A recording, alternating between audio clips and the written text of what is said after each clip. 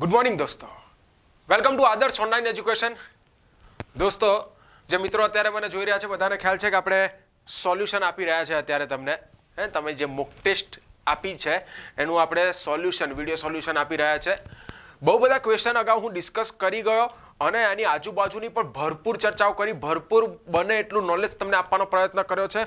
હજુ પણ આપણું સોલ્યુશન પત્યું નથી. આપણે મોક ટેસ્ટ 4 સુધી છેલ્લે જોયેલું હતું, જોયેલું કે નહીં? હવે આગળ વધે, મોક ટેસ્ટ 5 માં આવીએ. મોક ટેસ્ટ 5 ની અંદર કયા પ્રકારના ક્વેશ્ચન પૂછ્યા છે?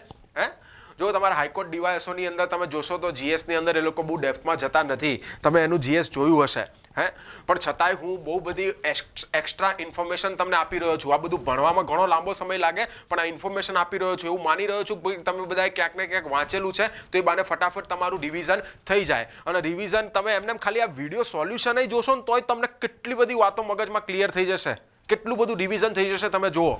ઓકે, જરા ધ્યાન આપજો. આપણે આગળ વધીએ દોસ્તો, બહુ ચર્ચાઓમાં નથી પડવું. મોક ટેસ્ટ 5 સવાલ છે 64 નંબરનો, હિસ્ટ્રીને રિલેટેડ હતો. The Gandhara art flourish during the period of. Okay, તો કયા સમયની અંદર ગાંધાર આર્ટ જે છે શરૂ થયું છે? તો કુષાણ શાસકોના સમયની અંદર. કયા શાસકોના સમયમાં શરૂ થયેલું છે? કુષાણ શાસકોના સમયની અંદર શરૂ થયેલું છે. અનુમૌર્ય યુગ. આ અનુમૌર્ય યુગ જે છે જેને આપણે બે ભાગની અંદર વહેંચી દેતા હોઈએ છીએ. એક તો ભારત દેશની સમયની સ્થાનિક સત્તાઓ, જેમાં શૃંગ સત્તા, સાતવાહન સત્તા, આ બધી સત્તાઓ હતી, અને વિદેશી આક્રમણો. જે આ વિદેશી આક્રમણોનો જોઈએ તો અનુમૌર્ય યુગ દરમિયાન ઇન્ડો યવનો આવ્યા. ઇન્ડો યવન શાસકો જે છે એના પછી ક્યાંક શક લોકોના આક્રમણો થયા, શક પછી પહલવોના આક્રમણો થયા, અને પહલવો પછી કુષાણ શાસકોના આક્રમણો થાય છે. અને આ કુષાણ વંશનો સ્થાપક હતો કુઝુલ કડફિસીસ. આ જ કુષાણ વંશની અંદર થઈ ગયો છે કનિષ્ક. આ જ કુષાણ વંશની અંદર કોણ થઈ ગયો છે? કનિષ્ક. અને કહેવાય છે કે આ જ કુષાણ શાસકોના સમયની અંદર ગાંધાર આર્ટ જે છે એ શરૂ થાય છે. ગાંધાર આર્ટ, ગાંધાર મૂર્તિકળા. મૂર્તિકળાની 3 મુખ્ય શૈલીઓ છે. એક છે ગાંધાર શૈલી, બીજી એક શૈલી છે મથુરા શૈલી, અને ત્રીજી એક શૈલી છે અમરાવતી શૈલી. ત્રીજી કઈ શૈલી છે? અમરાવતી શૈલી. ભાઈ, ગાંધાર શૈલી એ કુષાણ શાસકોના સમયમાં શરૂ થઈ. મથુરા શૈલી પણ કુષાણ શાસકો જે છે એના સમયમાં શરૂ થયેલી છે. અને અમરાવતી શૈલી એને ડેવલપ કરવામાં મોટું યોગદાન કોઈનું છે? તો એ સાતવાહન શાસકોનું છે. કોનું છે? સાતવાહન શાસકોનું છે. બીજું, ગાંધાર શૈલી કેવી રીતે બનેલી છે? તો જે ઇન્ડો યવન શાસકો ભારત દેશની અંદર આવેલા હતા. તમને એવું થતું હશે કે સાહેબ ઇન્ડો યવન શાસકો ક્યાંથી આવી ગયા? તો હમણાં જ થોડી વાર પહેલા ચર્ચા કરી, અને અગાઉ જો તમે થોડું ભણ્યા હશો, વ્યવસ્થિત ક્યાંકથી ભણ્યા હશો, ના ભણ્યા હોય તો આદર્શ ઓનલાઈન એજ્યુકેશનનું આપણું પ્લેટફોર્મ છે, તમે ત્યાંથી પણ ભણી શકો છો. આપણા યુટ્યુબ પ્લેટફોર્મ ઉપર જોશો ને તો તમને લાખ દરજે ઘણું બધું સારામાં સારું નોલેજ મળી જશે. ક્લિયર? તો જરા ધ્યાન આપજો.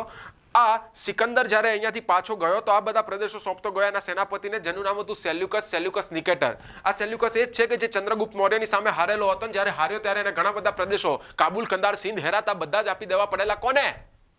ચંદ્રગુપ્ત મૌર્યને. પણ હજુ પણ આ બધા કેટલાક પ્રદેશો જે હતા એના ઉપર આ યવન લોકોની સત્તા હતી. ક્લિયર? અને જ્યારે ભારત દેશની અંદર મૌર્ય સત્તા નબળી પડી તો એ સમયે આ યવન શાસકોની ખટપટો ધીરે ધીરે શરૂ થઈ. અને અહીંયા આગળ બલખાનનો ગ્રીક શાસક, બલખાન એટલે આપણા જેને બલખાન, એ જ બેક્ટ્રિયા, આપણા અફઘાનિસ્તાનની અંદર આવેલું છે. અને બલખાનનો એક ગ્રીક શાસક હતો જેનું નામ હતું ડેમોટ્રિયસ. આ ડેમોટ્રિયસ જે હતો એને ભારતની વાયવ્ય સરહદમાં ઈસવીસન પૂર્વે 190 થી 185 ની આસપાસ એને ઇન્ડો યવન શાસકોની સત્તા સ્થાપેલી હતી. કોણે સ્થાપેલી હતી? ડેમોટ્રિયસે સ્થાપેલી હતી. આ જ ડેમોટ્રિયસ કે આજ જે યવન શાસકોની અહીંયા સત્તા સ્થપાઈ છે, ભાઈ ઇન્ડો યવન કે ઇન્ડો ગ્રીક કે બેક્ટ્રિયન ગ્રીક કે બલખાનના ગ્રીક કે, આ બધા એક જ. ઓકે, અને આ ડેમોટ્રિયસ કે જેણે ઇન્ડો યવન શાસકોની સત્તા સ્થાપી, આમાં જ એક પ્રતાપી શાસક થઈ ગયો જેનું નામ હતું મિનાન્ડર. શું નામ હતું? મિનાન્ડર, જે આપણા ઇતિહાસમાં મિલિંદ તરીકે ઓળખાયો છે. મિનાન્ડર બૌદ્ધ ધર્મનો અનુયાયી હતો. બૌદ્ધ ધર્મને એને રાજ્યાશ્રય આપેલો હતો. મિનાન્ડર જે છે એને મિલિંદ પન્હો જે છે એનો મતલબ થાય છે મિલિંદ પ્રશ્નોત્તરી. એક બૌદ્ધ ભિક્ષુક હતા નાગસેન, એક બૌદ્ધ ભિક્ષુક હતા જેમનું નામ હતું નાગસેન, અને મિનાન્ડર વચ્ચે એક સરસ મજાનો સંવાદ થાય છે. અને આ આખો સંવાદ મિલિંદ પન્હો નામે એક પુસ્તકની અંદર લખાયેલો છે. કોના વચ્ચે? મિનાન્ડર અને નાગસેન વચ્ચે. ઇવન એ સમયે મૌર્ય સત્તાનું પતન જે થયું તો મૌર્ય સત્તાનું પતન કરવાવાળા કોણ હતા? શૃંગ વંશના શાસકો હતા. મૌર્ય વંશનો અંતિમ શાસક હતો બૃહદત્ત, અને બૃહદત્તની હત્યા કરેલી હતી એના સેનાપતિએ, જેનું નામ હતું પુષ્યમિત્ર શૃંગ. શું નામ હતું? પુષ્યમિત્ર શૃંગ, જે એના એક બ્રાહ્મણ સેનાપતિ હતા. અને આ ભારત દેશમાં એ સમયે શૃંગ શાસકોની સત્તા હતી. આ પુષ્યમિત્ર શૃંગ અને મિનાંડર બંને એકબીજાના સમકાલીન હતા, અને મિનાંડર અને પુષ્યમિત્ર શૃંગ આ લોકોની વચ્ચે પણ થયેલું હતું યુદ્ધ. મિનાંડર અને પુષ્યમિત્ર શૃંગ આ લોકોની વચ્ચે પણ શું થયેલું હતું? યુદ્ધ થયેલું હતું. આ એક્સ્ટ્રા ઇન્ફોર્મેશન હું તમને આપી રહ્યો છું. આ પુષ્યમિત્ર શૃંગ, એમનો દીકરો એટલે અગ્નિમિત્ર, અને અગ્નિમિત્રનો દીકરો એટલે વસુમિત્ર. કહેવાય છે મિનાંડર અને શૃંગ શાસક પુષ્યમિત્ર શૃંગ વચ્ચે જ્યારે લડાઈ થઈ તો શૃંગ શાસકો વતી નેતૃત્વ કોઈએ કરેલું હતું? તો અગ્નિમિત્રનો દીકરો વસુમિત્ર, એટલે કે પુષ્યમિત્ર શૃંગનો પૌત્ર, એણે યુદ્ધનું નેતૃત્વ કરેલું હતું. ક્લિયર? તો જરા ધ્યાન આપજો. આ જ ઇન્ડો યવન શાસકો, એમનું ભારતના ઇતિહાસમાં ઘણું બધું યોગદાન છે. સોનાના સિક્કાઓ જે શરૂ થયા તો કહેવાય છે આ લોકોએ બહુ બહોળા માત્રામાં, આ યવન શાસકો જેમની આ પ્રદેશમાં સત્તા હતી, એ લોકોએ બહુ બહોળી માત્રામાં સોનાના સિક્કાઓ બહાર પાડેલા હતા. આ યવન શાસકોની એક મૂર્તિ કળા હતી જેને હોલિનિસ્ટિક આર્ટ કહેવાય છે. જેને શું કહેવાય છે? હોલિનિસ્ટિક આર્ટ. અને આ હોલિનિસ્ટિક આર્ટની અંદર જ્યારે આપણી ઇન્ડિયન મૂર્તિકળાનો ટચ ભળી ગયો તો એમાંથી જ ઊભી થયેલી હતી તમારી મૂર્તિકળાની શૈલી, જેને આપણે કહીએ છીએ ગાંધાર શૈલી. એટલે કે ગાંધાર શૈલી મેઇનલી કયા પ્રદેશમાં જોવા મળે છે? તો હાલનું અફઘાનિસ્તાન, પાકિસ્તાન, આ બધા પ્રદેશની અંદર ગાંધાર શૈલીની મૂર્તિઓ ખાસ જોવા મળે છે. અને ગાંધાર શૈલી પ્યોર ઇન્ડિયન નથી, એમાં હોલિનિસ્ટિક આર્ટ એટલે કે બહારી પ્રભાવ આપણને જોવા મળે છે. મથુરા શૈલી એ પણ કુષાણ શાસકોના સમયમાં ડેવલપ થઈ, પણ આ પ્યોર ઇન્ડિયન છે, આમાં કોઈ બહારી સંસ્કૃતિનો કે એનો પ્રભાવ છે નહીં. અમરાવતી શૈલી જે સાતવાહન શાસકોના સમયમાં શરૂ થયેલી છે એ પણ પ્યોર ઇન્ડિયન છે, એમાં કોઈ બહારી પ્રભાવ નથી. ગાંધાર શૈલીની મૂર્તિઓ થોડી રાખોડી રંગની, બ્લુઇશ ટાઈપની તમને જોવા મળશે. મથુરા શૈલીની મૂર્તિઓ જોશો તો એ રેડ કલરના પથ્થરની બનેલી છે. કેમ? કેમ કે મથુરાની આજુબાજુ બધા રેડ કલરના પથ્થરાઓ કે એની જમીન એવી છે, તો અહીંયા મૂર્તિઓ રેડ કલરની છે. જ્યારે અમરાવતી સ્ટાઇલની અંદર જે પણ મૂર્તિઓ બનેલી છે તો એમાં આરસ પહાણનો ઉપયોગ થયેલો છે. ક્લિયર? ઓકે, સફેદ રંગની છે, સંગમરમરનો ઉપયોગ થયેલો છે. તો જો બહુ બધી માહિતીઓ મેં તમને અહીંયા જોડે જોડે આપી દીધી. ઇવન આ જ કુષાણ વંશનો એક પ્રતાપી શાસક જેનું નામ છે કનિષ્ક. કનિષ્કની વાત નીકળી છે તો કનિષ્કની પણ વાત કરી દઉં. ભારતનો બીજો અશોક કોઈને કહેવામાં આવે છે તો એ તો કનિષ્ક. ઓલમોસ્ટ આખા ઉત્તર ભારતની અંદર કનિષ્કનું સામ્રાજ્ય ફેલાયેલું હતું. આ કનિષ્કની વાત કરી દઉં તો કનિષ્કના સમયની અંદર જ ઈસવીસન 78માં શક સંવત શરૂ થયેલું હતું. કયું સંવત શરૂ થયેલું હતું? શક સંવત. પહેલી સદીમાં ભાઈ શક સંવત શરૂ થાય છે ઈસવીસન 78માં. શક સંવત કયા શાસકના સમયમાં? કનિષ્કના સમયમાં શરૂ થયેલું હતું. આ જ કનિષ્કના દરબારમાં મહાન લોકો બેસતા હતા. જેમ કે એક હતા નાગાર્જુન. નાગાર્જુન જે હતા એમણે માધ્યમિક સૂત્ર પુસ્તક લખેલું હતું, જેની અંદર આઇન્સ્ટાઈનનો સાપેક્ષતાવાદનો સિદ્ધાંત આપવામાં આવેલો હતો. તો આ નાગાર્જુન કનિષ્કના દરબારનું રત્ન હતા. મહર્ષિ ચરક, જેમણે ચરક સંહિતા લખેલી છે, ભારત દેશના આયુર્વિજ્ઞાનના પિતા જેમને કહેવામાં આવ્યા છે, એ મહર્ષિ ચરક, એ પણ કનિષ્કના દરબારની અંદર બેસતા હતા. અશ્વઘોષ કે જેમણે સૌંદરાનંદની રચના કરેલી છે, અશ્વઘોષ જેમણે બુદ્ધ ચરિત્રની રચના કરેલી છે, અશ્વઘોષ જેમણે સારીપુત્ર પ્રકરણની રચના કરેલી છે, આ અશ્વઘોષ પણ કનિષ્કના દરબારની અંદર બેસતા. અને વસુમિત્ર જેમણે મહાવિભાષા સૂત્રની રચના કરેલી છે, આ વસુમિત્ર પણ કોના દરબારમાં બેસતા? કનિષ્કના દરબારમાં બેસતા. તો આ બધા એના દરબારના રત્નો છે. જો ફટફટ કેટલી બધી માહિતીઓ મેં તમને પીરસી દીધી. ઇવન આ કનિષ્કના સમયની અંદર બૌદ્ધ ધર્મની ચોથી બૌદ્ધ સંગીતિ ભરાયેલી હતી. કયા નંબરની સંગીતિ ભરાયેલી હતી? ચોથી બૌદ્ધ સંગીતિ. કોના સમયની અંદર ભરાયેલી હતી? કનિષ્કના સમયની અંદર ભરાયેલી હતી. યાદ રાખો, ટોટલ 4 બૌદ્ધ સંગીતિઓ છે ભાઈ. પહેલી બૌદ્ધ સંગીતિ એ મગધની શરૂઆતની રાજધાની રાજગૃહી ખાતે ભરાયેલી હતી. પહેલી બૌદ્ધ સંગીતિ ક્યાં ભરાયેલી હતી? રાજગૃહી ખાતે ભરાયેલી હતી. અને રાજા કોણ હતો? અજાતશત્રુ. ઓકે, રાજા કોણ હતો? અજાતશત્રુ. બીજી બૌદ્ધ સંગીતિ જે છે, બીજી બૌદ્ધ સંગીતિ એ વૈશાલી ખાતે ભરાયેલી હતી. અને રાજા અહીંયા કોણ હતો? રાજા હતો કાલાશોક. રાજા કોણ હતો? કાલાશોક. ત્રીજી બૌદ્ધ સંગીતિ જે છે એ પાટલીપુત્ર. ખાસ બધી સંગીતિઓ યાદ રાખી લે. પાટલીપુત્ર એટલે હાલનું પટના.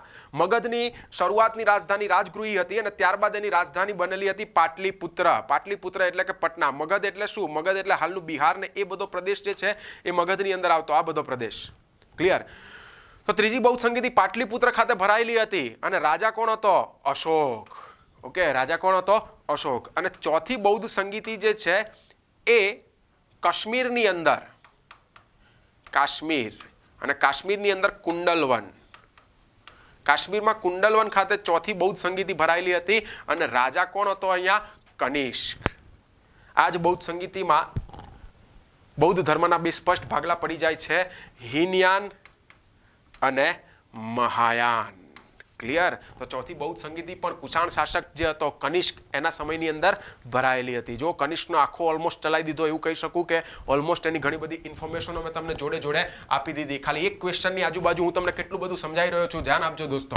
અમારો પૂરેપૂરો પ્રયત્ન છે કે તમે લોકો પાસ થાવ. અમારો પૂરેપૂરો પ્રયત્ન છે કે તમે અહીંયા આગળ આજે જે કોર્સ લીધો છે, જે ખાલી મોક ટેસ્ટ લીધી છે, તો ખાલી માત્ર મોક ટેસ્ટ પૂરતું તમને ના આપ્યા, એના કરતાં વધુ આપ્યા.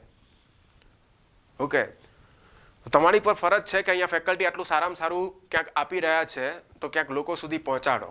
માર્કેટની અંદર ક્યાંક લોકો ઉલ્લુ બની જાય એના કરતાં લોકો સુધી પહોંચાડો કે ભાઈ આ પ્લેટફોર્મ જોડે તમને કેટલો બધો લાભ મળી શકે છે. ઠીક છે, મેન વાત ઉપર આવી જાય. બીજો એક સવાલ આપણે જોઈ લઈએ. બીજો એક સવાલ છે 68 નંબરનો. who was the national leader who wrote history of India on the walls of the Andaman cellular jail?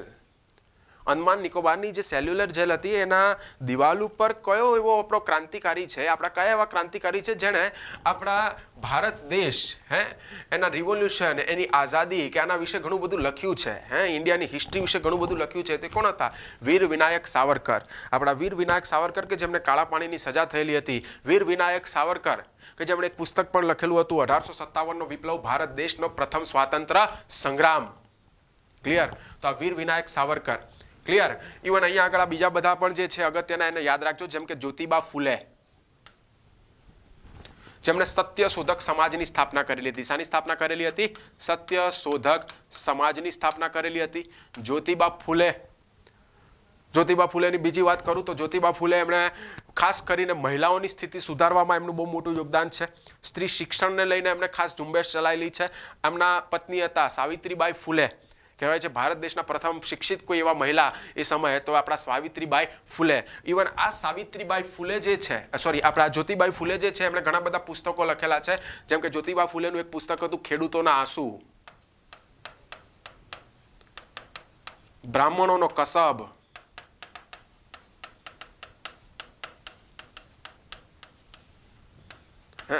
ગુલામગીરી.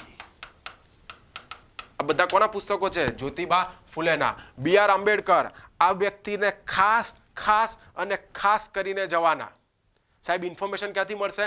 Google ઉપર સર્ચ મારવાનું બી આર આંબેડકર વિશે. ક્યારે એમનો જન્મ થયેલો, કઈ જગ્યાએ એમને જન્મ થયેલું હતું, કેવી એમની પત્રિકાઓ રહેલી છે, કેવા એમના જીવનની સ્ટ્રગલ લાઈફ રહેલી છે, આ બધા વિશે ખાસ એકવાર જાણી જવાનું. બી આર આંબેડકર, સરદાર પટેલ અને મહાત્મા ગાંધી. મહાત્મા ગાંધી પણ ખાસ કરીને જવાના. અહીંયાથી જ હું તમને કહી રહ્યો છું. ઘણી બધી ઇન્ફોર્મેશનો મહાત્મા ગાંધીની પણ બે સમય આપી દીધેલી હતી. આગળ વધીએ દોસ્તો. બીજો એક સવાલ છે 69 ઉપર. The doctrine of lapse was first applied to the princely state of Satara. Clear? Doctrine of lapse પછી ખાલસા નીતિ. ઓકે, ડેલહાઉસીની ખાલસા નીતિ જેની માટે જાણીતો છે. આ ખાલસા નીતિ ડેલહાઉસી કેટલી રીતે રાજ્ય ખાલસા કરતો? તો એક તો દત્તક પુત્ર નામ મંજૂર કરીને રાજ્ય ખાલસા કરી લેવામાં આવતું ડેલહાઉસી. બીજું તો દત્તક પુત્ર નામ મંજૂર કરીને રાજ્ય ખાલસા કરે. કોઈ રાજ્ય દેવાદાર છે તો એને ખાલસા કરી નાખે. કોઈ રાજ્ય ઈસ્ટ ઇન્ડિયા કંપનીનું દેવાદાર બની ગયું હોય તો એનું રાજ્ય ખાલસા કરી નાખે. કોઈ રાજ્ય કે જ્યાં માત્ર નામ માત્રની સત્તા કોઈની ચાલી રહી હોય, એના દત્તક પુત્રો કે અથવા કોઈ એવા વ્યક્તિ શાસન ચલાવી રહ્યા કે નામ માત્રની સત્તા હોય, જે લોકો ક્યાંક અંગ્રેજોની સામે પહેલેથી શરણાગતિ સ્વીકારેલી હોય, તો કે ભાઈ એક તો દત્તક પુત્ર નામ મંજૂર કરીને પણ એ રાજ્ય શું કરી લેતો? ખાલસા કરી લેતો. ક્લિયર? ઓકે, સોરી દત્તક પુત્ર ક્યાં નામ માત્રની સત્તાનો અંત કરીને રાજ્ય ખાલસા કરી લેતો. બીજું એ કેવી રીતે રાજ્ય ખાલસા કરતો? ડેલહાઉસી તો ગેરવહીવટના બહાને રાજ્ય ખાલસા કરતો. અને જો ડેલહાઉસીને કોઈ કારણ ના મળે તો છેલ્લે યુદ્ધો દ્વારા પણ રાજ્ય શું કરી લેતો? ખાલસા કરી લેતો. આ ડેલહાઉસી એ જ ડેલહાઉસી છે જેના સમયની અંદર સાલ 1853 મુંબઈથી થાણે વચ્ચે ભારત દેશમાં પહેલી રેલવે શરૂ થયેલી હતી. આ ડેલહાઉસી એ જ ડેલહાઉસી છે જેના સમયની અંદર પહેલી તાર ટપાલ વ્યવસ્થા શરૂઆત થયેલી હતી. આ ડેલહાઉસી એ જ ડેલહાઉસી છે જેના સમયમાં ટપાલ ઉપરની ટિકિટ વ્યવસ્થા શરૂ થયેલી હતી. આ ડેલહાઉસી એના સમયની અંદર વિધવા પુનઃ લગ્ન કરતો કાયદો ઘડવામાં આવેલો હતો. આ ડેલહાઉસી આ ડેલહાઉસી જે છે એના જ સમયની અંદર વિધવા પુનઃલગ્ન કરતો કાયદો પસાર કરવામાં આવેલો હતો. ઇવન આ ડેલહાઉસીના જ સમયમાં વુડ્સ ડિસ્પેચ આવેલો હતો, જે અંતર્ગત કલકત્તા છે, મદ્રાસ છે, મુંબઈ છે, આ બધી યુનિવર્સિટીની થયેલી હતી સ્થાપના. તો આ ડોક્ટ્રિન ઓફ લેબ્સ કે જેના કરતા ધરતા આપણા ડેલહાઉસી હતા, એના વિશે પણ ઘણી બધી ચર્ચાઓ મેં અહીંયા કરી દીધી. આગળ વધીએ. In which state the folk painting Madhubani is popular? તો મધુબની ક્યાંનું છે? બિહારનું છે. ક્યાંનું છે? મધુબની બિહારનું છે. ભાઈ આ ભારત દેશની ચિત્રકળાની શૈલી છે, બિહારની છે. કહેવાય છે કે જ્યારે ભગવાન રામ ને સીતાજીના લગ્ન થવાના હતા તો એ સમયે જનક રાજા જે હતા એમણે તેની પ્રજાને આદેશ આપેલો હતો કે તમારા ઘરોને શણગારો, અને પબ્લિકે પછી બહુ સરસ મજાના ઘરો શણગાર્યા, ચિત્રો કરીને શણગાર્યા, અને કહેવાય છે એ સમયે એમને જે પેઇન્ટિંગ કરેલી હતી એ જ આપણી મધુબની આર્ટ. ક્લિયર? ધ્યાન આપજો. તો આ પણ એક સરસ મજાનો સવાલ હતો. આવી જઈએ, આગળ વધીએ. મોક ટેસ્ટ 6 તરફ જઈએ દોસ્તો. મોક ટેસ્ટ 6 ની અંદર કેવા પ્રકારના આપણા ક્વેશ્ચન છે? મોક ટેસ્ટ 6 ની અંદર એક ક્વેશ્ચન છે 68 નંબરનો. In Shivaji's Council of Ministers, the Prime Minister was called. Okay, પ્રધાનમંત્રી, પ્રાઇમ મિનિસ્ટર, કે ભાઈ શિવાજીનું જે મંત્રીમંડળ હતું એમાં પ્રાઇમ મિનિસ્ટર, પ્રધાનમંત્રી કોને કહેવામાં આવતા? તો પેશવાને કહેવામાં આવતા. કોને કહેવામાં આવતા? પેશવાને. મુખ્ય મંત્રીઓ જેમ કે જોઈ લે, જેમ કે શિવાજીનું જે મંડળ હતું એને અષ્ટપ્રધાન મંડળ કહેવાય છે. શું કહેવાય છે? અષ્ટપ્રધાન મંડળ. જેમાં પહેલા કોઈ હતા તો એ હતા પેશવા. પહેલા કોણ હતા? પેશવા. જેમનું કાર્ય કેવું રહેતું? પેશવાનું કાર્ય. તો પેશવાનું કાર્ય વડાપ્રધાન જેવું રહેતું. પેશવાનું કાર્ય કેવું રહેતું? વડાપ્રધાન જેવું. બીજા એક હતા, એ હતા સુમંત. સુમંત હતા વિદેશ મંત્રી. અમાત્ય, તો અમાત્ય હતા નાણામંત્રી. બીજા એક પ્રમુખ નામ એ છે શીર એ નોબત અથવા તો સરિય મોહમ્મદ. ઓકે, એ શું હતા? તો એ સુરક્ષા ખાતું સંભાળતા. એ શું સંભાળતા હતા? સુરક્ષા ખાતું સંભાળતા હતા. ક્લિયર? ઓકે. ચીટનીસ શું કરતા? તો ચીટનીસ જે છે એ રાજપત્ર વાંચી ભાષા શૈલી સમજાવતા. ચીટનીસ શું કરતા? રાજપત્ર વાંચી ભાષા શૈલી સમજાવતા. આ સિવાય બીજા જે છે બધા એકદમ ઈઝી છે, તમને નામ જોઈને જ ખ્યાલ આવી જાય. જેમ કે પંડિત રાવ, તો ધાર્મિક કાર્યોમાં મદદ કરતા. ન્યાયાધીશ, તો ન્યાયિક કાર્યોની અંદર મદદ કરતા. આવી રીતે શિવાજીનું આખું એક અષ્ટપ્રધાન મંડળ હતું. ઓકે, તો એમાં પેશવાનું કાર્ય કેવું રહેતું? વડાપ્રધાન જેવું રહેતું. પેશવા કોણ હતા? વડાપ્રધાન હતા. ઇવન શિવાજી, યાદ રાખજો, શિવાજી ચોથ અને સરદેશમુખી ઉઘરાવતા. શું ઉઘરાવતા? ચોથ અને સરદેશમુખી. મરાઠા સામ્રાજ્યની આ ખાસિયત. ભાઈ કોઈ રાજ્ય ઉપર જ્યારે શિવાજી આક્રમણ કરવા માટે જાય, તો એ સમયે એનો ત્યાંનો જમીનદાર હોય, જાગીરદાર હોય કે નાનો અમથો રાજા હોય, એને એકવાર કહી દે કે જો તું ઈચ્છતો હોય કે અમે તારા રાજ્ય ઉપર આક્રમણ ન કરીએ તો તારા રાજ્યની કુલ આવકનો ચોથો ભાગ તારે મને ખંડણી સ્વરૂપે આપવો પડશે. તો એને શું કહેવાતું? ચોથ. અને બીજું સરદેશમુખી, પોતાના રાજ્ય ક્ષેત્ર હેઠળના જેટલા પણ લોકો છે એમણે પોતાની આવકનો 10મો ભાગ કર સ્વરૂપે આપવો પડતો, જેને કહેવાતું સરદેશમુખી. તો શિવાજી શું ઉઘરાવતા? ચોથ અને સરદેશમુખી ઉઘરાવતા. બીજો પણ સવાલ આવી બહુ પંચુરન એક્ઝામમાં પૂછાઈ જાય છે. શિવાજીએ વાઘ નખ મારીને કોની હત્યા કરેલી હતી? અફઝલ ખાનની હત્યા કરેલી. કોની હત્યા કરેલી હતી? અફઝલ ખાનની હત્યા કરેલી. આ ખાલી માહિતી નીકળી છે એટલે માહિતી તમને આપી રહ્યો છું. ક્લિયર? આગળ વધીએ દોસ્તો. Mock test. બીજો એક સવાલ છે કે who found the servants of India society? Servants of India સોસાયટીના સ્થાપક કોણ હતા? તો સર્વન્ટ્સ ઓફ ઇન્ડિયા સોસાયટીના સ્થાપક કોઈ હતા તો એ હતા ગોપાલ કૃષ્ણ ગોખલે. કોણ હતા? ગોપાલ કૃષ્ણ ગોખલે. અહીંયા યાદ રાખજો સ્વામી દયાનંદ સરસ્વતી વિશે. 1875 સ્વામી દયાનંદ સરસ્વતી એમણે મુંબઈમાં આર્ય સમાજની સ્થાપના કરેલી હતી. શાની સ્થાપના કરેલી હતી? આર્ય સમાજની સ્થાપના કરેલી હતી. આ જ દયાનંદ સરસ્વતી છે જેમણે વેદો તરફ પાછા વળો એ સૂત્ર આપેલું છે. આપણા દયાનંદ સરસ્વતી એમણે પાખંડ ખંડન નામે પુસ્તક લખેલું છે. સત્યાર્થ પ્રકાશ એમનું પુસ્તક છે. ખ્યાલ આવે છે? આ બધા દયાનંદ સરસ્વતીના પુસ્તકો છે. વેદ ભાષ્ય, ઋગ્વેદ ભાષ્ય, આ બધા પુસ્તકો આપણા દયાનંદ સરસ્વતીએ લખેલા છે. શું સૂત્ર આપેલું છે? વેદો તરફ પાછા વળો. દયાનંદ સરસ્વતીએ જે લોકો હિન્દુ ધર્મ છોડીને અન્ય ધર્મોમાં કન્વર્ટ થઈ ગયેલા હતા તો આ લોકોને પાછા હિન્દુ ધર્મમાં લાવવા માટે એમણે શુદ્ધિ ચળવળ પણ ચલાવેલી. કઈ ચળવળ ચલાવેલી હતી? શુદ્ધિ ચળવળ ચલાવેલી હતી. બીજું, દયાનંદ સરસ્વતી એ પણ આપણા એક સમાજ સુધારક હતા, જેમણે પણ એ સમયના જે પ્રવર્તમાન જે દૂષણો હતા, સતી પ્રથા, દૂધ પીતી કરવાનો રિવાજ, આવા બધા રિવાજોનો એમણે શું કરેલો હતો? વિરોધ કરેલો હતો. ક્લિયર? બીજું દાદાભાઈ નવરોજી, આ પણ યાદ રાખવું. દાદાભાઈ નવરોજી જેમને ક્રાંતિકારીઓના પિતામહ કહેવામાં આવે છે, જેમને હિંદના દાદા કહેવામાં આવે છે. આપણા નવસારીની અંદર આપણા દાદાભાઈ નવરોજી, એમનો જન્મ થયેલો, ગુજરાતી હતા. પારસીઓની એક સંસ્થા હતી રહનુમા ઈ મઝદરિયન. કઈ સંસ્થા? રહનુમા ઈ મઝદરિયન.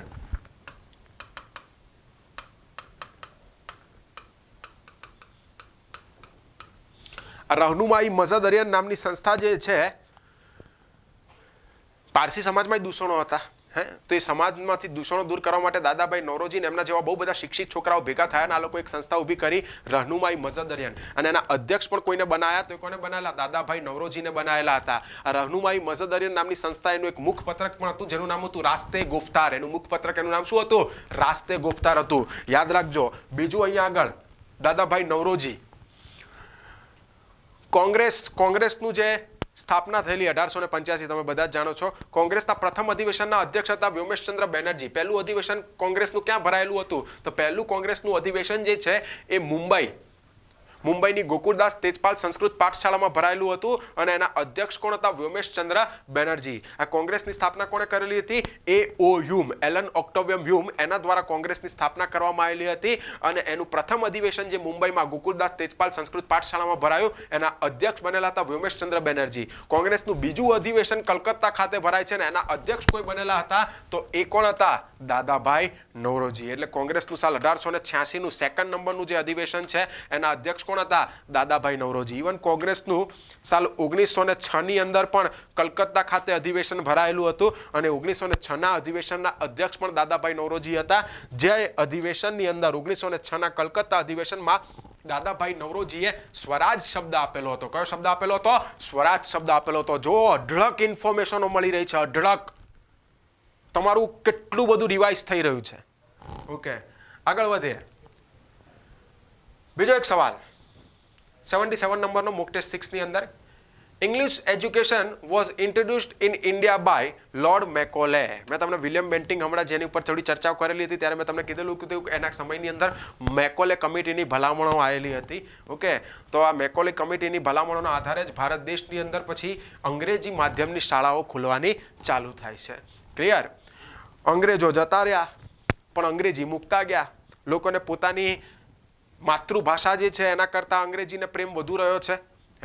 જે તમારા હાઈકોર્ટની અંદર દેખાય છે અંગ્રેજી.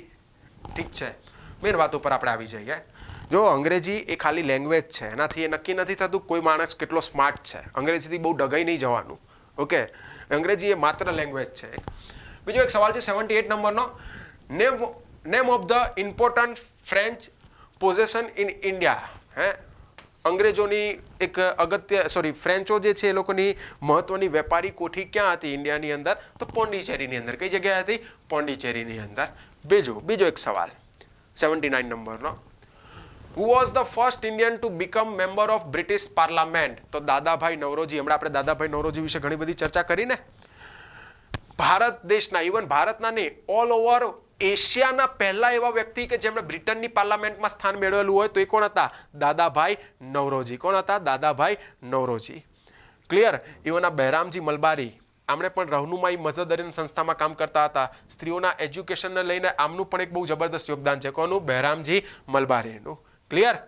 આગળ વધીએ દોસ્તો. મોક ટેસ્ટ 7 તરફ જઈએ આપણે. મોક ટેસ્ટ 7 કે જેમાં કેવા પ્રકારના ક્વેશ્ચનો પૂછેલા છે. પહેલો સવાલ છે મોક ટેસ્ટ 7 ની અંદર.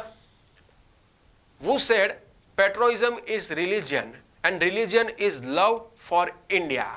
ઓકે, તો આ સ્લોગન કોઈ આપેલું છે તો એ હતા બંકિમચંદ્ર ચેટર્જી. ક્લિયર? બંકિમચંદ્ર ચેટર્જી કે ચટ્ટોપાધ્યાય એમણે આપેલું છે. બીજું બાળ ગંગાધર તિલક, જેમના વિશે અગાઉ પણ હું ચર્ચા ઘણી બધી કરી ગયો. એમણે કીધેલું હતું કે સ્વરાજ મારો જન્મસિદ્ધ અધિકાર છે અને હું એને લઈને જ જંપીશ. ધ્યાન આપજો. બીજું સ્વામી વિવેકાનંદ, જેમનું મૂળ નામ હતું નરેન્દ્ર દત્ત, જેમણે રામકૃષ્ણ મિશનની સ્થાપના કરેલી હતી. શાની સ્થાપના કરેલી હતી? રામકૃષ્ણ મિશનની સ્થાપના કરેલી હતી. આપણે બધા જ જાણીએ છીએ કે સ્વામી વિવેકાનંદ જે છે એમણે શિકાગો ખાતે ભરાયેલી વિશ્વ ધર્મ પરિષદની અંદર ભારત દેશનું નેતૃત્વ કરેલું હતું. આખા ભારતની આપણી આ સંસ્કૃતિ એનો ઝંડો એ સમય ક્યાંક એમણે ગાળ્યો, એમ કહી શકું કે સ્વામી વિવેકાનંદે આખો ડંકો વગાડ્યો આપણી સંસ્કૃતિનો આખા વર્લ્ડની અંદર. એમાં બહુ મોટું યોગદાન સ્વામી વિવેકાનંદજીનું છે. એમણે રામકૃષ્ણ મિશનની સ્થાપના કરેલી હતી. એમના ગુરુ કોણ હતા? રામકૃષ્ણ પરમહંસ. આપણા સ્વામી વિવેકાનંદજી જે છે એમણે બંગાળીની અંદર ઉદ્બોધન, ઓકે, બંગાળીની અંદર કઈ પત્રિકા શરૂ કરેલી હતી? ઉદ્બોધન પત્રિકા શરૂ કરેલી હતી. અને અંગ્રેજીની અંદર એમણે પ્રબુદ્ધ ભારત નામે પત્રિકા શરૂ કરેલી. કઈ પત્રિકા અંગ્રેજીમાં શરૂ કરેલી હતી? પ્રબુદ્ધ ભારત શરૂ કરેલી હતી. ક્લિયર? આ સ્વામી વિવેકાનંદજીની બે પત્રિકાઓ છે. ઇવન સ્વામી વિવેકાનંદજી એમના બે પુસ્તકો પણ છે, કર્મયોગ અને રાજયોગ. આ બંને સ્વામી વિવેકાનંદજીના પુસ્તકો છે. ક્લિયર? બીજો એક સવાલ. Who founded the Republican Party of India? Republican Party of India, એના સ્થાપક કોણ હતા? B.R. આંબેડકર. ભાઈ હજુ પણ કહું છું, આ ત્રણ નેતા ખાસ કરી લેવાના અને કર્યા વગર જતા નહીં. Okay, Mahatma Gandhi, B.R. આંબેડકર, સરદાર પટેલ, અને ચોથા જો ટાઈમ મળે તો આ બેને પણ એકવાર ખાસ જોઈ લેવાના. ચોથા પાંચમા આપણા ભગતસિંહ અને સુભાષચંદ્ર બોઝ. વિકીપીડિયા કા બધા ઉપર એકવાર એમની ઇન્ફોર્મેશન સર્ચ મારી લેવાની. અવારનવાર આમાંથી ક્વેશ્ચનો બની જતા હોય છે, એટલા માટે. ક્લિયર? આગળ વધે દોસ્તો. મોક ટેસ્ટ 8 તરફ આપણે જઈએ. એમાં કેવા પ્રકારના ક્વેશ્ચનો આ લોકોએ પૂછ્યા, એટલે કે આપણે પૂછ્યા છે. મોક ટેસ્ટ 8 સવાલ છે પહેલો. In which year Gandhiji establish Sabarmati Ashram in Gujarat? જો મેં તમને ગાંધીજી વિશે ઘણી બધી ઇન્ફોર્મેશનો આપેલી હતી. દક્ષિણ આફ્રિકામાં એમણે ફિનિક્સ અને ટોલ્સ્ટોય નામે આશ્રમ સ્થાપેલા હતા. 1917ની અંદર ગાંધી બાપુ જે છે એમણે આપણા સાબરમતી આશ્રમની પણ સ્થાપના કરેલી હતી. ઓકે, ધ્યાન આપજો. કયા આશ્રમની સ્થાપના કરેલી હતી? સાબરમતી આશ્રમની સ્થાપના કરેલી હતી, જે બીજા હરિજન આશ્રમ તરીકે પણ ઓળખાય છે. ક્લિયર? ઓકે, ધ્યાન આપજો. આગળ વધે દોસ્તો. ઇવન ગાંધી બાપુનું અહીંયા જે નિવાસ સ્થાન છે સાબરમતી આશ્રમની અંદર, ગાંધી બાપુનું નિવાસ સ્થાન એ હૃદયકુંજના નામથી ઓળખાય છે. કયા નામથી ઓળખાય છે? હૃદયકુંજના નામથી ઓળખાય છે. આગળ વધીએ. બીજું 70 નંબરનો question. Most of the Chola temples were dedicated to Shiva, lord Shiva. Chola શાસકો, આ ચોલ શાસકો જે હતા દક્ષિણ ભારતમાં, જે આ ચોલ સત્તા સ્થપાયેલી હતી, ઓલમોસ્ટ દક્ષિણ ભારતના ઘણા બધા ભાગો, ઇવન ઉત્તરી ગંગાનો ઘણો બધો જે પ્રદેશ છે, પૂર્વી ગંગાનો ઘણો બધો પ્રદેશ, એ પણ ચોલ શાસકોના નિયંત્રણમાં હતા. આ ચોલ શાસકોએ આખું શ્રીલંકા પણ જીતી લીધેલું હતું. જાવા, સુમાત્રા, મલાયા, આ બધા પ્રદેશો પણ ચોલ શાસકોએ જીતી લીધેલા હતા. મજબૂત એવું નૌકાસૈન્ય હતું ચોલ શાસકો જોડે. આ ચોલ શાસકોમાં બે પ્રમુખ ચોલ શાસક થઈ ગયા. એક હતા રાજ ચોલ, જેમણે 1010ની અંદર બૃહદેશ્વર મંદિર જેને તમે કહો છો એનું નિર્માણ કરાયેલું હતું. આ બૃહદેશ્વર મંદિર કે જેનો પડછાયો જમીન ઉપર પડતો નથી, એનું નિર્માણ રાજ ચોલે કરાયેલું હતું. અને રાજ ચોલ એમનો દીકરો રાજેન્દ્ર ચોલ. આ બંને ચોલ વંશની અંદરના પ્રમુખ શાસકો, જેમાંથી અવારનવાર ક્વેશ્ચનો બન્યા કરતા હોય છે. આ રાજેન્દ્ર ચોલ, એના જ સમયની અંદર ચોલ શાસકોએ છેક ગંગાનો આ જે ભાગ હતો ત્યાં સુધી ક્યાંક વિજય મેળવ્યા. ઇવન જાવા, સુમાત્રા, મલાયા, બધી જગ્યાએ શૈલેન્દ્ર શાસકોની સત્તા હતી, તો એ શૈલેન્દ્ર શાસકોને પણ હરાયા. આ જ રાજેન્દ્ર ચોલ, રાજ ચોલ જે હતા એના પિતા, એમણે અડધું શ્રીલંકા જીતેલું હતું. રાજેન્દ્ર ચોલ જ્યારે ગાદી ઉપર આવ્યો તો એણે આખું શ્રીલંકા જીતી લીધું. પણ આવી વિશાળ એવી સત્તા આ રાજેન્દ્ર ચોલના સમયની અંદર ઊભી થયેલી હતી. આ રાજેન્દ્ર ચોલ એણે જ્યારે ગંગાનો આ બધો પ્રદેશ જીત્યો ને, તો એ સમયે એણે ગંગૈકોંડ ચોલાપુરમ નામે નગર વસાયું. અને ચોલ ગંગમ નામે અહીંયા એક સરસ મજાનું તળાવ પણ બનાવડાયું. અને ગંગૈકોંડ ચોલ એવી એણે ઉપાધિ પણ ધારણ કરી. ગંગૈકોંડ ચોલ એનો મતલબ થાય છે કે ગંગાના પ્રદેશનો ચોલ વિજેતા. ક્લિયર? તો આ લોકોને લઈને ઘણી બધી માહિતી. ઇવન આપણા નટરાજની જે તમે મૂર્તિ જુઓ છો, અર્ધનારેશ્વરની આપણી નટરાજની જે તમે મૂર્તિ જુઓ છો, એ મૂર્તિ ચોલ શાસકો જે છે એમના જ સમયની અંદર તૈયાર થયેલી છે. ક્લિયર? ઓકે, ધ્યાન આપજો. આગળ વધીએ દોસ્તો. એને લઈને બધી ડિટેલ્સ ને બધું આપણે કલ્ચરની અંદર જોતા હોઈએ છીએ. તમે બધાએ ક્યાંક વાંચ્યું હશે આ બધું, પણ એક્સ્ટ્રા ઇન્ફોર્મેશનો જેટલી પણ હું અત્યારે ફટફટ બને એટલી ઘણી બધી કહેતો રહું છું. બીજો એક સવાલ છે 71 નંબરનો. Where was the first session of Indian National Congress held? હમણાં થોડી વાર પહેલા હું બોલ્યો, મુંબઈની ગોકુળદાસ તેજપાલ સંસ્કૃત પાઠશાળા કોંગ્રેસનું પ્રથમ અધિવેશન ભરાયેલું હતું અને એના અધ્યક્ષ હતા વ્યોમેશચંદ્ર બેનર્જી. થોડી વાર પહેલા જેની ચર્ચા કરી. બીજું 72 કોંગ્રેસના જે અગત્યના અધિવેશનો જે છે એ તમારે એકવાર જોઈ લેવા. ઇતિહાસ તમે જો વાંચ્યો હોય તો તમને અગત્યના અધિવેશનો વિશે ઘણી બધી આઈડિયા આવી જ જાય, ખ્યાલ આવી જ જાય. ઓકે, કેમ કે ઇતિહાસની જોડે જોડે જે ચાલતા હોય. ઘણા બધા ચોપડીઓમાં પેલી રેફરન્સ બુકોમાં શું કર્યું હોય કે અધિવેશનોને એક અલગ પન્નું તરીકે આમ આપી દીધું હોય, ફલાણું અધિવેશન આ સાલમાં ભરાયેલું, આ એના અધ્યક્ષતા આ કાર્ય થયેલું હતું. હવે એ ગોખવા જવામાં પછી બહુ તકલીફો પડે. ઇતિહાસને ખરેખર જ્યારે તમે સળંગ ભણતા હોય ને તો એની જોડે જોડે જ એ આખા અધિવેશનો થઈ જવા જોઈએ. ક્લિયર? બીજું મેન વાત ઉપર આવી છે 72 નંબરનો question. In the Gupta period, the largest number of coin were issued in gold. ભાઈ ગુપ્ત શાસકો, આ ગુપ્ત શાસકો જે છે એમના સોનાના સિક્કાને દિનાર કહેવામાં આવતા. શું કહેવામાં આવતા? દિનાર. અને ગુપ્ત શાસકોના ચાંદીના સિક્કા એને રૂપૈકા કહેવામાં આવતા. શું કહેવામાં આવતા? રૂપૈકા કહેવામાં આવતા. બીજું, ઇવન સિક્કાઓની વાત નીકળી છે તો જરા યાદ રાખજો, શક શાસકોના સિક્કાઓ જે છે એ કરશાપણ કહેવાતા. શું કહેવાતા હતા? કરશાપણ કહેવાતા હતા. ઇન્ડો યવન શાસકોના સિક્કાઓ જે છે એ દ્રમ કહેવાતા હતા. શું કહેવાતા હતા? દ્રમ. દ્રમ ઉપરથી જ શબ્દ ઉતરી આવ્યો છે દામ. આ બધા અગત્યના સિક્કાઓ યાદ રાખવાના. ઇવન મૌર્ય કાળ દરમિયાન જે સિક્કાઓ ચાલતા હતા એને આહત મુદ્રા કહેવામાં આવતી હતી. શું કહેવામાં આવતી હતી? આહત મુદ્રા. ક્લિયર? ઓકે, ધ્યાન આપજો. આગળ વધીએ. બીજો એક સવાલ. The text which the kings used to collect from the people in the Vedic period was called. કે વૈદિક કાળ દરમિયાન જે કર ઉઘરાવવામાં આવતો હતો એ શું કહેવામાં આવતો હતો? તો વૈદિક કાળ દરમિયાન જે કર ઉઘરાવવામાં આવતો એને બલિ કહેવામાં આવતું હતું. એને શું કહેવામાં આવતું હતું? બલિ. બલિ એટલે તમે જે વિચારો છો એ નહીં. એ સમયે કરને શું કહેવામાં આવતું હતું? બલિ કહેવામાં આવતું. વૈદિક પીરિયડ એ પણ એકવાર ખાસ નજર મારી લેવી, જોઈ લેવો. આગળ વધીએ દોસ્તો. બીજો એક સવાલ. મોક ટેસ્ટ 9 તરફ આપણે આગળ વધીએ. એમાં 58 નંબરનો એક ક્વેશ્ચન છે. Who was the first lady recipient of Dada Saheb Phalke award? એકદમ ફેક્ચ્યુઅલ ક્વેશ્ચન છે. દેવિકા રાણી. દાદા સાહેબ ફાલ્કે એવોર્ડ પહેલો કોને મળેલો હતો? દેવિકા રાણીને મળેલો હતો. ક્લિયર? ફિલ્મ ક્ષેત્રે જે આપવામાં આવતો હોય છે. બીજો 62 નંબરનો ક્વેશ્ચન છે. The first talkie film in India. Talkative film કે જે આપણે જેમાં વાર્તા સંવાદ હતો. હરિશ્ચંદ્ર પહેલી ફિલ્મ હતી પણ એ મુક ફિલ્મ હતી. ક્લિયર? પણ જે એવી ફિલ્મ કે જેની અંદર શાબ્દિક ચર્ચાઓ છે તો એ કઈ છે? આલમ આરા. કઈ છે? આલમ આરા. આ પણ એકદમ ફેક્ચ્યુઅલ ક્વેશ્ચન. બીજો 63 નંબરનો ક્વેશ્ચન. વિચ ઇઝ ધ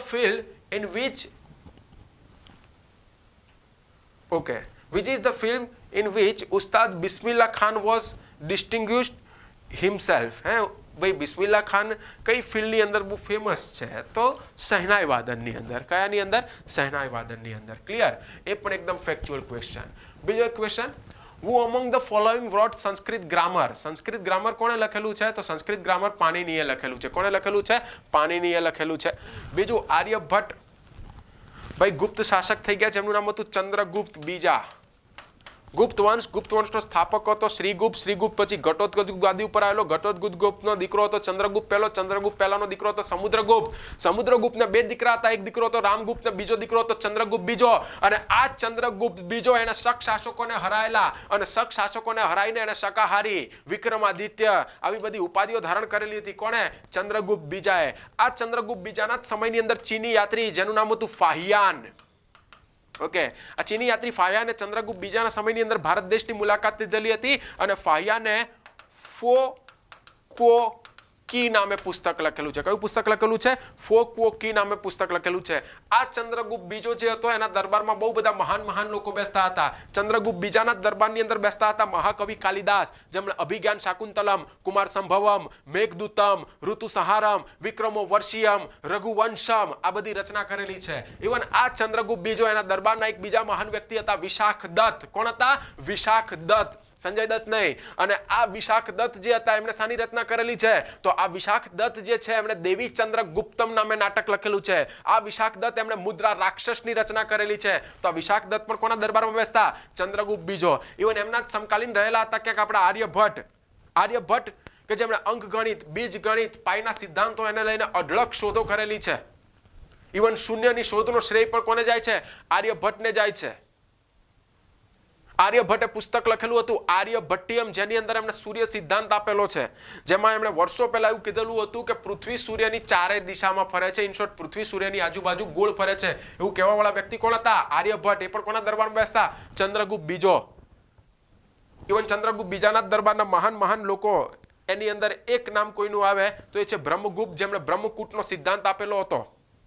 આ બ્રહ્મકૂટના સિદ્ધાંતની અંદર એમણે ન્યૂટનની ગતિના નિયમોની વાત કરેલી છે, તો એ પણ ચંદ્રગુપ્ત બીજો એના દરબારની અંદર બેસતા. ઇવન બીજા એક વ્યક્તિ જે ચંદ્રગુપ્ત બીજાના દરબારની અંદર બેસતા એ છે સુશ્રુત, જેમણે સુશ્રુત સંહિતા લખેલી છે, જેમને વાઢકાપના પિતા કહેવામાં આવે છે, તો એ સુશ્રુત પણ ચંદ્રગુપ્ત બીજો એના દરબારની અંદર બેસતા. ક્લિયર? તો તમે જુઓ એના સમયમાં સાયન્સ ક્ષેત્રે કેટલી બધી પ્રગતિ થયેલી છે. ઇવન આ ચંદ્રગુપ્ત બીજો જે છે એના દરબારની અંદર એક બીજા લેખક મહાન વ્યક્તિ બેસતા હતા, ક્ષુદ્રક, જેમણે મુચ્છ કટિકમની રચના કરેલી છે, તો એ પણ એના દરબારની અંદર બેસતા. કોના? ચંદ્રગુપ્ત બીજો. ઇવન દિલ્હીમાં મહરોલી ખાતેથી આપણને એક લોહ સ્તંભ જે મળી આવ્યો છે, જેને હજુ સુધી કાટ લાગ્યો નથી. આ લોહ સ્તંભ પણ ચંદ્રગુપ્ત બીજાના સમયની અંદર જ બનેલો હતો. ચંદ્રગુપ્ત બીજાની આખી કેટલી વાતો હતી મેં કરી દીધી ખાલી આર્યભટ્ટ ઉપરથી, આપણે આમ પાછળ જઈને, તો એ આના સમકાલીન હતા, ચંદ્રગુપ્ત બીજાના, આર્યભટ્ટ. ક્લિયર? આપણો મેઇન સવાલ જે છે, who among the following wrote the Sanskrit grammar? કોણે લખેલું છે? પાણીની. આગળ વધીએ દોસ્તો. બીજો એક ક્વેશ્ચન 71 નંબરનો. The first Indian Hindi scholar of Mughal period was માલિક મોહમ્મદ જાયસી. આ માલિક મોહમ્મદ જાયસી એ જ છે કે જેણે પદ્માવત નામની સ્ટોરી લખેલી છે, જેના તમને અલાઉદ્દીન ખિલજી અને પેલા રાણા રતનસિંહ વાળી વાર્તા, જેના પર પેલું પદ્માવતી પિક્ચર બની ગયું ને, એક સ્ટોરી લખવા વાળો કોઈ હતો તો એ માલિક મોહમ્મદ જાયસી હતો. એકચ્યુઅલમાં આ જે ઘટના બની ગઈ, અલાઉદ્દીન ખિલજીએ જે ચિત્તોડ ઉપર આક્રમણ કર્યું, એ જે ઘટના બની ગઈ ને એના પણ 100 વર્ષ પછી એ સ્ટોરી લખાયેલી છે ને એના રાઇટર કોણ હતા? માલિક મોહમ્મદ જાયસી. ક્લિયર? ઓકે, ધ્યાન આપજો. આગળ વધ્યો દોસ્તો. બીજો ક્વેશ્ચન, મોક ટેસ્ટ 10, લાસ્ટ આપણી મોક ટેસ્ટ, એના તરફ આપણે આવી જઈએ. મોક ટેસ્ટ 10 ની અંદર જે આપણે ક્વેશ્ચન પૂછેલા છે એમાં પહેલો સવાલ છે, with which state is the folk dance garba associated? Garba ભાઈ કયા સ્ટેટ જોડે જોડાયેલા છે? ગુજરાત જોડે. ક્લિયર? જો કે ગરબા કે રાસ તમે જોવા જાઓ તો એ ખાલી માત્ર ગુજરાત પૂરતા જ સીમિત નથી, રાજસ્થાનની અંદર પણ ક્યાંક થતા હોય છે, યુપીની અંદર પણ થતા હોય છે, પણ મેઇનલી ગરબા કયા સ્ટેટ જોડે જોડાયેલા છે? ગુજરાત જોડે. ક્લિયર? બીજો એક સવાલ, the Upanishads were translated by Dara Shikoh in Persian under the title of. Okay ભાઈ, દારા શિકો જે છે એમણે આપણા ઉપનિષદો એનો અનુવાદ કરેલો છે, કયા નામથી? તો દારા શિકોએ સીર એ અકબરના નામથી ઉપનિષદોનો અનુવાદ કરેલો છે. કયા નામથી? સીર એ અકબરના નામથી. ક્લિયર? આ દારા શિકો કોણ હતો? તો શાહજહાંને કહેવાય છે. મુમતાઝ થકી ટોટલ 14 સંતાનો હતી. 14 સંતાનોમાંથી 7 સંતાનો એની જીવતી હતી. 7 સંતાનોમાં 3 એની દીકરીઓ હતી. 3 દીકરીઓ જહાંઆરા, રોશનઆરા અને ગોહનારા, અને એના 4 દીકરા હતા શાહજહાંના. આ 4 દીકરાઓની અંદર એક હતો દારા શિકો, બીજો દીકરો હતો શાહ સુજા, ત્રીજો દીકરો હતો મુરાદ, અને ચોથો એક દીકરો હતો જેનું નામ હતું ઔરંગઝેબ. આ એ મુગલ બાદશાહ છે કે જેનો ગુજરાતની અંદર જન્મ થયેલો હતો 1618માં. ઔરંગઝેબનો જન્મ ગુજરાતમાં થયેલો. કઈ જગ્યાએ? દાહોદ ખાતે. ક્લિયર? ધ્યાન આપજો. તો આપણો સવાલ એ નથી, આપણો સવાલ જે હતો એ કે ભાઈ ઉપનિષદોનો કયા એવા મુઘલ વ્યક્તિ છે કે જેણે ઉપનિષદોનો ક્યાંક અનુવાદ કરેલો તો ફારસીની અંદર, પર્શિયન એટલે ફારસીમાં, તો કોણ? આ દારા શિકો. કયા નામથી અનુવાદ કરેલો હતો? સીર એ અકબરના નામથી. આગળ વધીએ. બીજો એક સવાલ, which of the following is known? ભાઈ ફારસી, પર્શિયન કેમ? કેમ કે પર્શિયન, ફારસી મુગલોની રાજભાષા હતી. મુગલોની રાજભાષા કઈ હતી? પર્શિયન, ફારસી. ક્લિયર? આગળ વધીએ. બીજો એક question, which of the following is known as Bible of Tamil land? એકદમ ફેક્ટ ક્વેશ્ચન. તો તિરુકુલર જે છે તિરુકુરલ એ બાઇબલ કહેવાય છે તમિલની અંદર. ક્લિયર? આગળ વધીએ. તમે સંગમ વંશ જ્યારે ભણો તો તમને ખ્યાલ આવે. ક્લિયર? બીજો એક સવાલ, who among the following rulers had ruled over the largest part of India? ભાઈ નીચેનામાંથી કયો એવો રૂલર છે કે જેણે ભારતના મહત્તમ ભાગ ઉપર શાસન કરેલું છે? તો એ હતો અશોક. ભાઈ તમારી આન્સર કીમાં 2-4 જગ્યાએ ખોટા આન્સરો ક્યાંક લખાઈ ગયેલા છે. ખોટા આન્સરો અમારી જે પેલી ટીમ હોય છોકરાઓની કે જે લોકો આ બધું રેડી કરતા હોય એ લોકો દ્વારા ક્યાંક થોડી મિસ્ટેક થયેલી છે. એટલે સોલ્યુશનમાં તો હું તમને કહી જ રહ્યો છું, એટલે ધ્યાન આપજો ભાઈ. અશોક આ એવો વ્યક્તિ છે, અશોકે જેટલું વિશાળ સામ્રાજ્ય ઊભું કર્યું છે એ ભારત દેશમાં પછી ક્યારેય નથી ઊભું થયું. નથી મુગલોના સમયમાં એટલું વિશાળ સામ્રાજ્ય ઊભું નથી થયું ભાઈ. અશોક આપણે જોયેલું હતું કે એણે આખું કાશ્મીર જીતેલું હતું, દક્ષિણમાં છે કન્યાકુમારી સુધી એટલે કે કેરળ સુધી ક્યાંક એનું સામ્રાજ્ય ફેલાયેલું છે.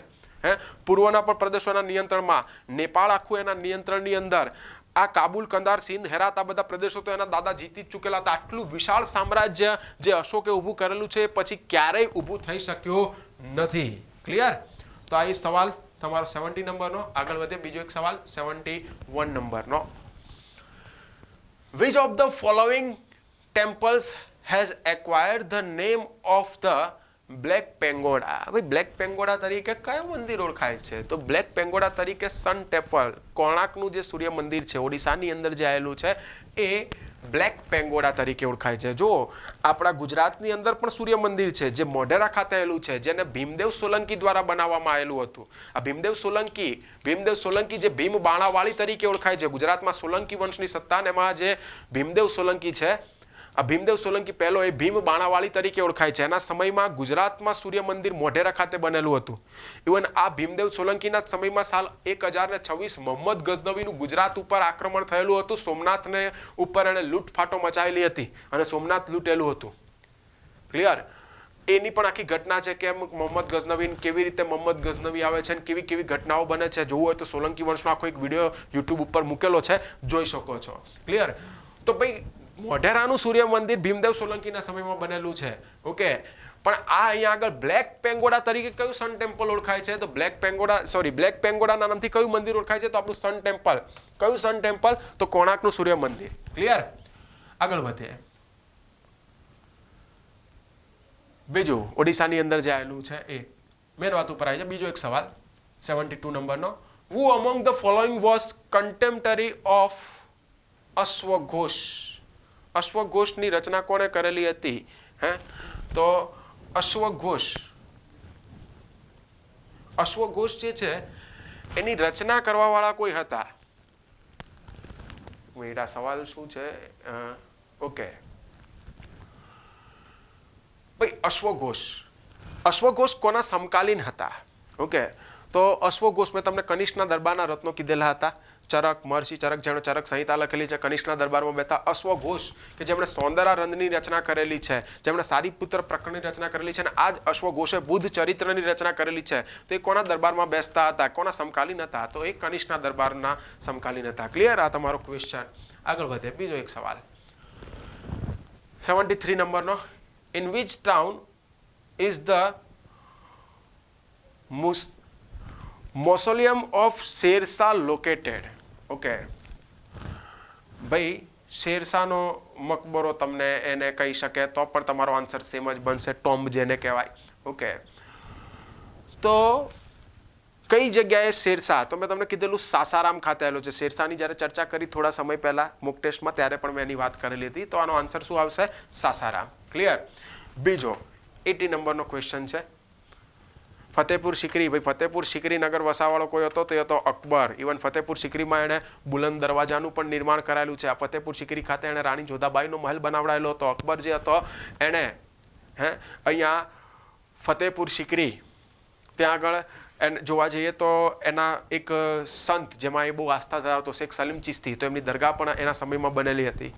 ક્લિયર? આ ફતેપુર સિકરીમાં આવેલો બુલંદ દરવાજો ગુજરાત જીતની યાદમાં બનેલો હતો. ક્લિયર? આગ્રા શહેર સિકંદર લોધી જે હતો એણે વસાયેલું હતું. ક્લિયર? આગળ વધ્યા. આ જે એક્સ્ટ્રા ઇન્ફોર્મેશનો યાદ આવી રહી છે હું તમને કહી રહ્યો છું. Who is the author of Buddha Charita? બુદ્ધ ચરિત્રની રચના કોણે કરેલી છે? અશ્વઘોષે કરેલી છે. કોણે કરેલી છે? અશ્વઘોષે કરેલી છે. એ પણ કોના દરબારમાં બેસતા? કનિષ્કના દરબારની અંદર જ બેસતા. અહીંયા પણ લખેલું છે અશ્વઘોષ કોના સમકાલીન હતા? કનિષ્ક.